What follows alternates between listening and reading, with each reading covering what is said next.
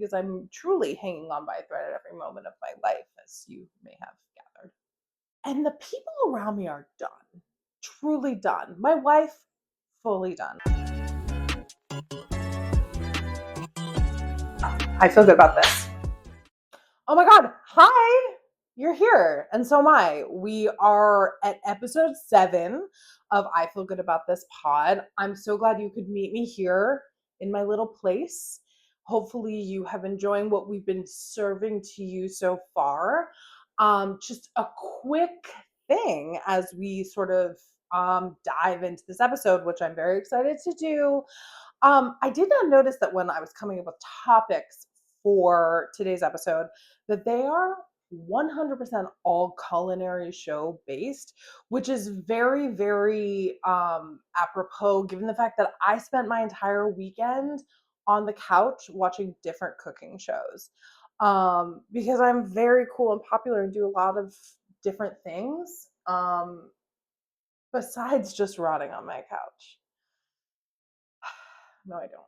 But this is great because it means I have a lot to say to you guys about all the television shows that I'm watching. Hopefully, you're watching too. And if you're a rotting girly or you maybe have just caught one or two of these shows throughout your packed social schedule of work and friends and bettering yourself through, continued education or whatever you're doing, you might want to hear about what I have to say on all of these really fascinating culinary shows we have going on. So look forward to that.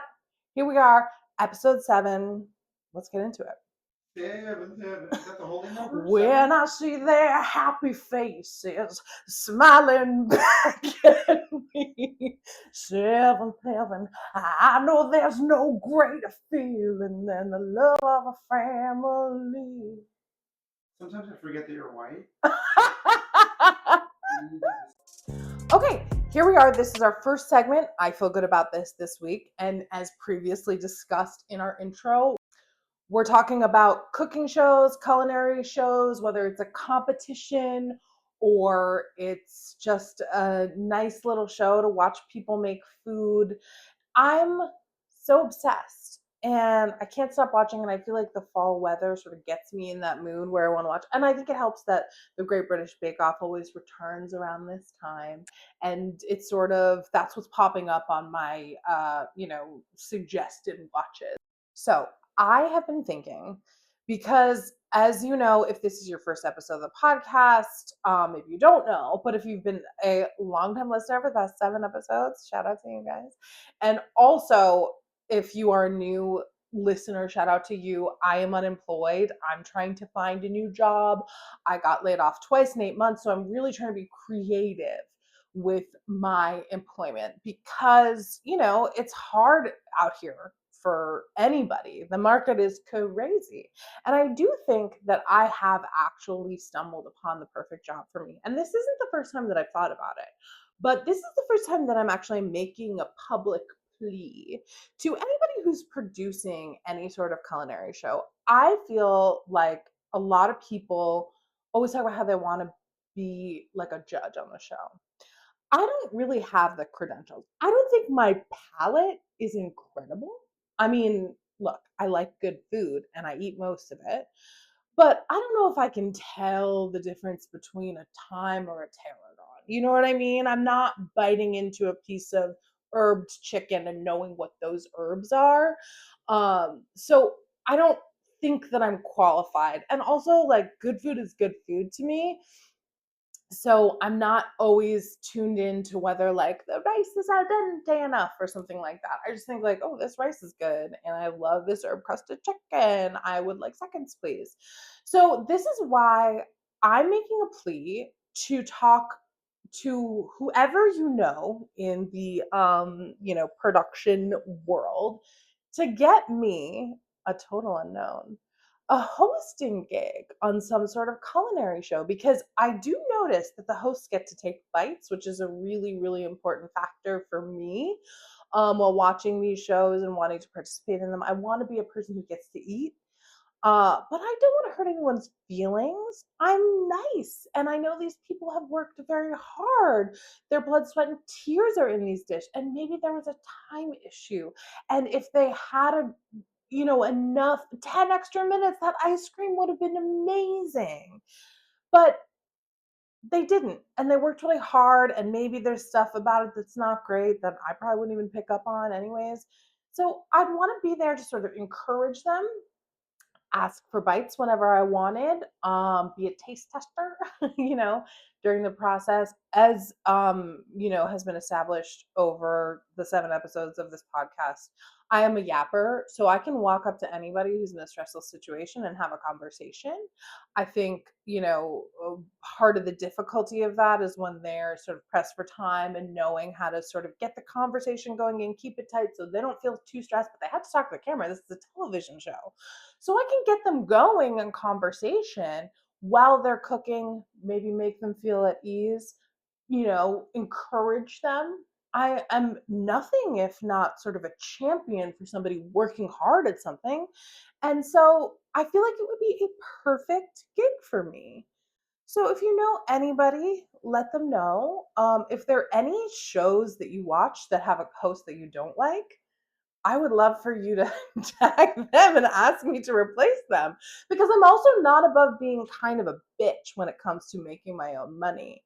Look, I will say, given my current position, I will take a job from somebody as long as it's a straight white man. Anyone else, I'm not gonna pursue that. I have to be aware of the privilege I have in this world.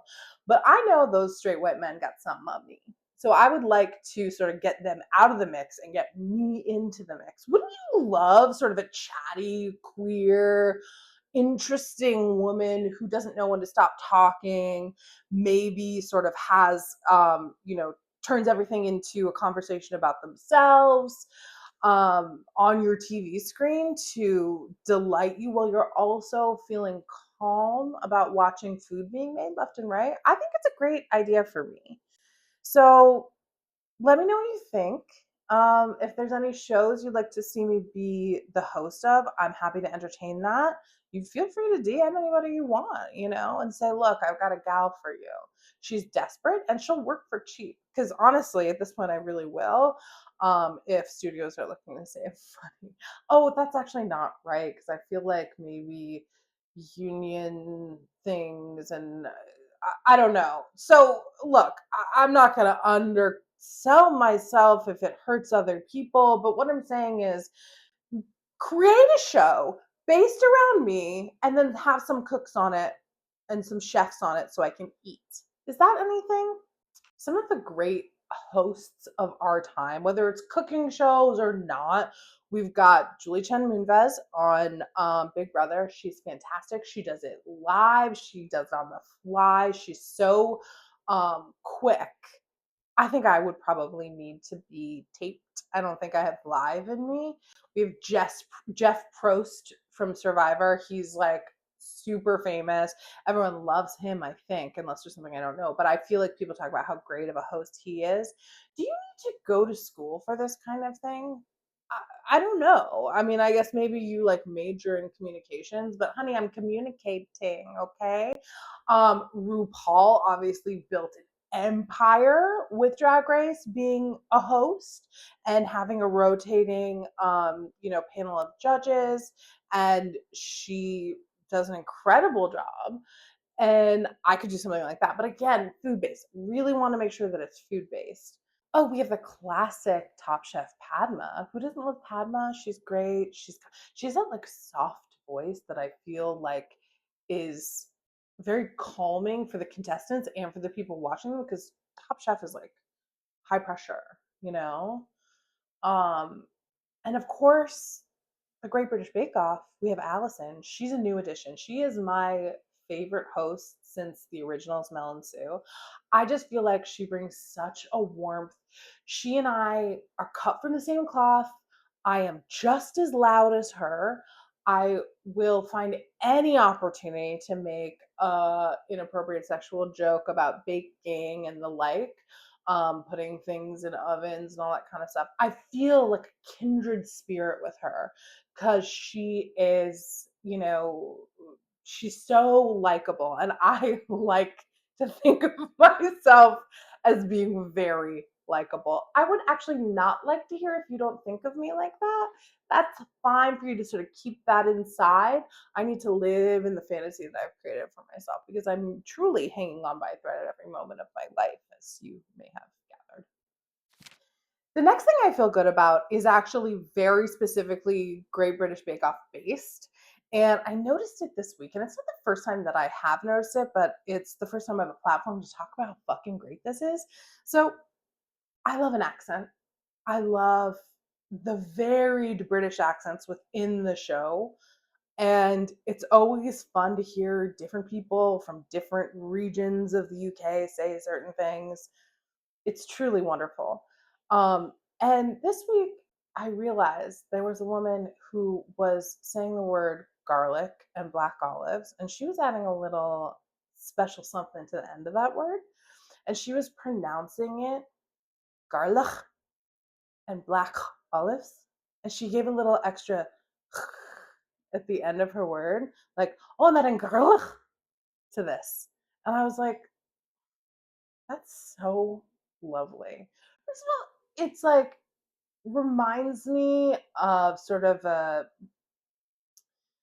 an ancient medieval language. If we're talking Hebrew, like there's just a lot of gravitas and a lot of like genuine, lovely feeling behind sort of saying your words with intention. Like, yeah, I'm gonna add a bit of garlic. And I feel like it's really lovely for me to be able to add into my everyday life. And I was thinking about words that end with a hard C and how I can incorporate that because nobody loves anything more than an American person running around imitating a British accent. It's so cute. Look, I know it's annoying, but it's only cute when I do it. And I do it kind of a lot. And I feel like my accent work is really good. And I know I'm saying this right now, and I know I'm gonna fuck it up so bad. Like I'm gonna try, and you guys are gonna absolutely feel like I'm the worst of the world in this because there's too much pressure on this moment that I put on myself. But I was thinking about the word panic attack and how horrible it is, how awful and difficult it is to have a panic attack. But what if you called it a panic attack? Oh no, I'm having a panic attack. Wouldn't that be so fun to sort of pull you out of it? Like a delightful way to be like, oh, look, I may feel out of control every aspect of my life, but look at the fun whimsy we have when we can say we're like panic attack and really enjoy it, you know? So I urge you, when you are at your worst mentally, to sort of add that grunt at the end of your words with the hard C's and see if that gets you somewhere. See if it moves the needle towards happiness. I don't know. We're all living in a fucking nightmare, so we might as well find the little things. And I think panachata is so nice. I'm really enjoying it. So I feel really good about that. Okay, we've now reached our second segment called I Don't Feel Good About This week. And again, we are in our bakery culinary themed episode. So I'm bringing up something real serious. And this is actually, stay with me, this is actually sort of a critique on America in a lot of ways. Um, it's going to get very political, so put your fucking hats on. And this week, I don't feel good about the metric system. And here's why. I want to use the metric system. I want to be able to understand what someone means when they say 25 grams of something. I want to be able to visualize that, to picture it, because the rest of the fucking world uses the metric system. And we're over here being like, oh, let's do a cup of this and let's do what I don't even know what we do. We do feet and inches, they do centimeters and millimeters and all that kind of stuff, and that makes so much more sense when you're weighing something. You're not thinking about oh, a half a pound of garlic, you're thinking 22 grams of garlic. And I'm not a baker and I'm not a chef. So some of these things might be wrong. I don't truly know what I'm saying. And I don't interact with the metric system that much, but I hear it all the time. And you're thinking, let me get a liter of cola, or what's a kilo? What's a kilo? If I'm watching a show about cocaine and we're talking about, oh, he went down for 22 kilos of cocaine, I have no idea what that looks like. I can't picture it. And that is why America has a problem, because we decided, however many hundreds of years ago, that we were going to break free from our European, colonizers. And although I guess I'm technically a European colonizer too, but you know what I'm saying. Indigenous Americans were colonized by our European brethren, and we decided we were going to say no to the metric system. We're literally, is there another country that doesn't use the metric system? Because, like, people will be like, oh, yeah, my height is 175 centimeters. And I'm like, you could, to me, that could be 12 feet. I don't know. I can't picture it. I need you to say you're 5'4" or you're 6'2", because I have no idea what 195 centimeters looks like. Do you know what I mean? And sometimes they do like, oh, I'm 1.7 centimeters tall. And my mind simply cannot. I think what it is it's like something about, I'm not going to try to work this math out on the podcast. We'll both be embarrassed for me. We are all going to feel the shame of me trying to do some math in my head while being recorded. The truth is, I need everybody to be on the same page. And because I know the non-metric system, I'm not even sure what our system is called. The dumb system, the system where you can't relate to anybody else outside of this country. It's so fucking American, let me tell you. Our system needs to be implemented across the world for my sense of ease. Do you understand what I'm saying? I don't really believe that. What I wish truly happened is that I was taught the metric system from birth. So when I go to European grocery store and I say, I need a kilo of cashews, I understand what that means. How much is a kilo of cashews? I don't know. I can't picture it. This is the problem. I can picture a pound of cashews. That's a lot of cashews. Anyways, I just think it's something to consider, that the rest of the world get on board with me for my ease of use, which again is extremely American of me, and I apologize. But I don't fucking feel good about this. The U.S., Liberia, and Myanmar use the imperial system. The imperial system. Okay, the US, Liberia, and Myanmar use the imperial system. So it looks like I gotta get in conversation more with more Liberians and more Myanmarians. Is that what is that what Yeah, they're there's no way they're I can't be right. There's no way. Well, it does seem weird that 3 out of, I'm guessing, like 350 countries. That's my, how many countries in the world? Google. But it does say that the UK and Australia and Canada use some There imperial are system. some moments where I'm like, I know what that is, but I don't know where the imperial system begins and the metric system ends. Do you know what I mean? I agree. And why would you ever use imperial if you have like a perfect system? 100%. Like, Maybe why are they we doing maybe they this? just use feet. They're measuring a distance, but no, they're just No, use they use yards. meters. Oh, Yards is us, yeah, right? yeah. Meters You're is saying yards. them. So there's officially 195 sovereign states. Not me saying 350 countries. Okay, so there's 195 sovereign states in the world, and 3 of them use the imperial system. Don't I sound smart? Like I didn't just Google what the imperial system was. And by the way, I didn't.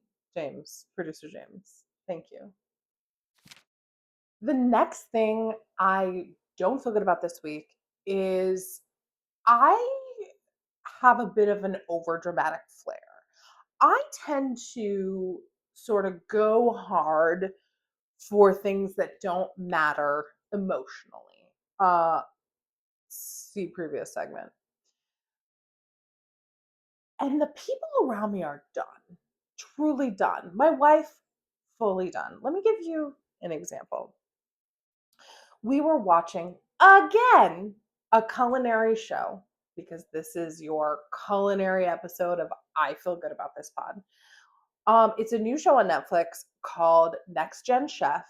And there are these people who go to the CIA and the Culinary Institute of America campus, and they are competing to be the next gen chef. So they're many of them graduates from the CIA, many of them, working in very fancy and impressive restaurants, and they're coming back to sort of win this competition. And the chefs are all Michelin star, very impressive, career chefs. And the first round, they each were in teams and each had to cook a dish of a 7-course meal. And one person ended up making pasta because that was her thing, and she makes pasta every day, and blah, blah, blah. And so one of the chefs who was on the judges panel was trying this pasta dish. And she goes, well, I'm just going to be honest, it tastes like box pasta. And my exact reaction was, and my wife comes into the next room. She was in the other room. She comes running in and she thought I was witnessing someone being killed on television. My reaction was not in line with the gravity of what just happened.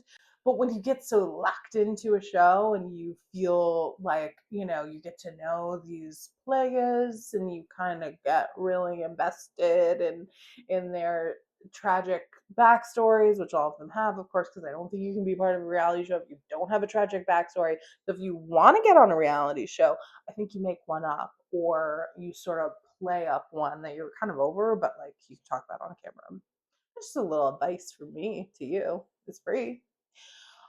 Anyways, we've had several conversations, my wife and I, about how she needs me to chill when I react to things that don't matter, particularly in the car when she's driving. And like maybe I'm scrolling on my phone and I see something that I tell you does not matter. And I do that sort of gasp that I did for you guys. And she like slams on the brakes. She thinks I've seen a pedestrian run out on the street and she didn't see, and she's about to run over someone. And it's like, no, J-Lo got bangs. You know what I mean? It's like that is the level of ridiculousness that I'm dealing with and the gravity I'm giving a situation that doesn't deserve it. And so I sort of feel like the girl who cried wolf because when something real happens now, people in my life don't trust my first reaction. They're like, what happened?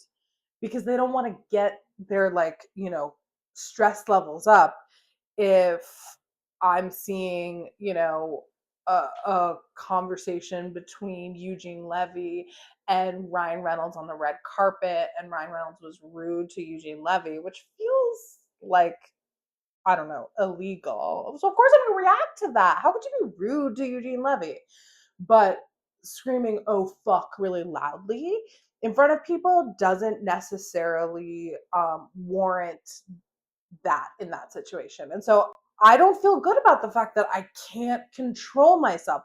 I am so overly dramatic when it comes to every situation.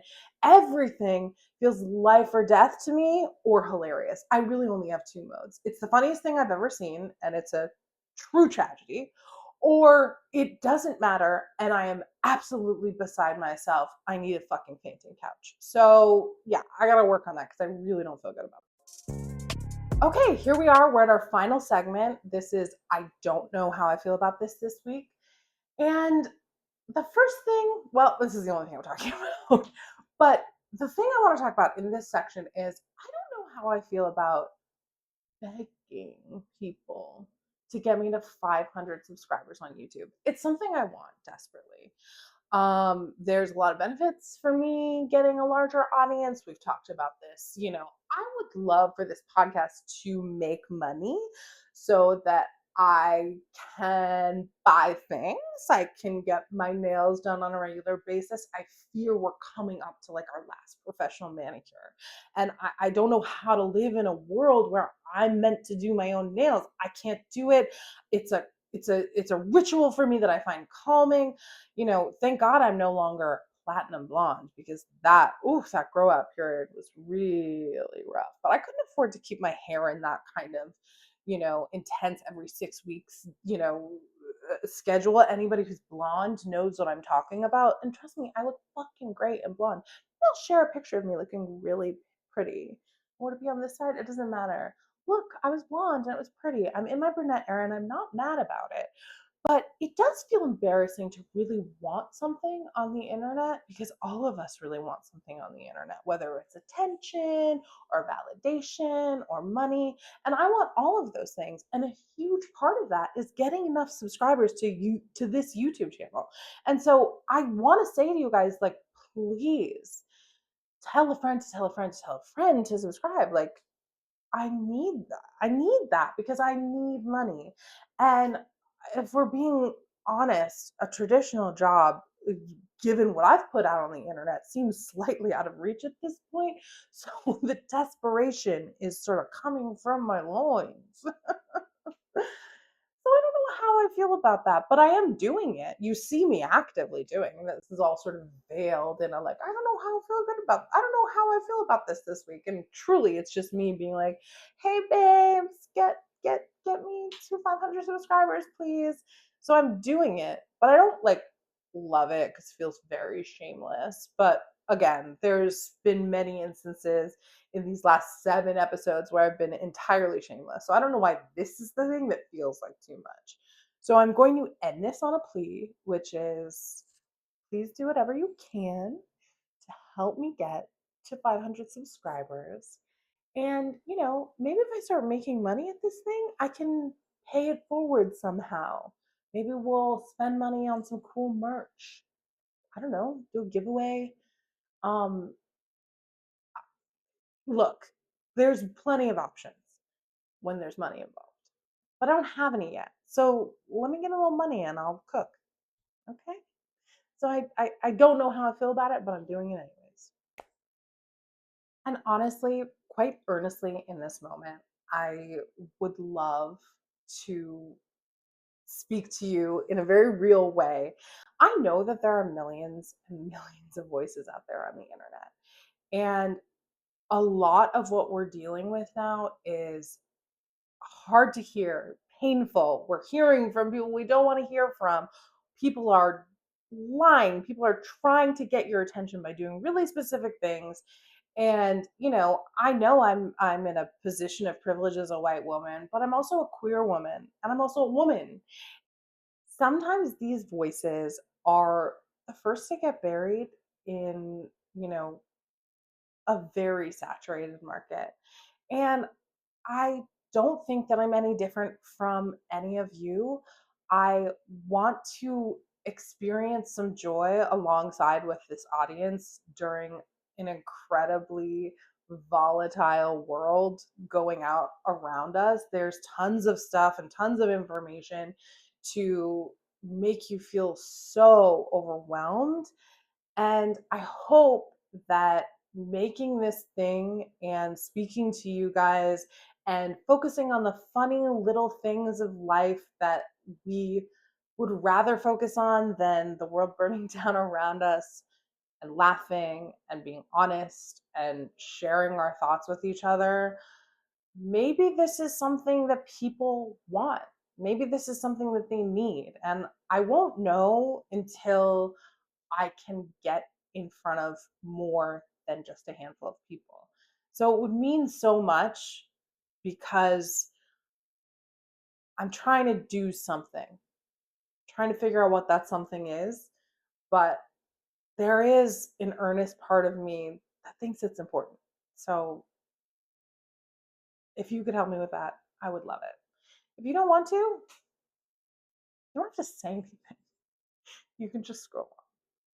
So that's it. This is episode 7 in the books. I hope you enjoyed it. I hope you laughed. I hope you cried at some point. I'm kidding. I don't want you to cry unless you needed a good cry, which we all need sometimes. Let me tell you, I have cried at some things that don't warrant it, but that's a whole nother story. If you enjoy what you're seeing, share this with a friend. Maybe, check us out on social media. We are on Instagram. We are on TikTok. I feel good about this, and I feel good about this pod in other places. Share with your friends, like and subscribe, comment. All the engagement helps us get seen and in the algorithm. So please, if you have something to say it. I promise I will respond. I'm even responding to bots at this point. If you see our Instagram, I'm literally responding to bots. I have a lot going on. Anyways, I love you guys. I can't wait to see you next week for the next episode. Have a great week. Bye. I feel good about this.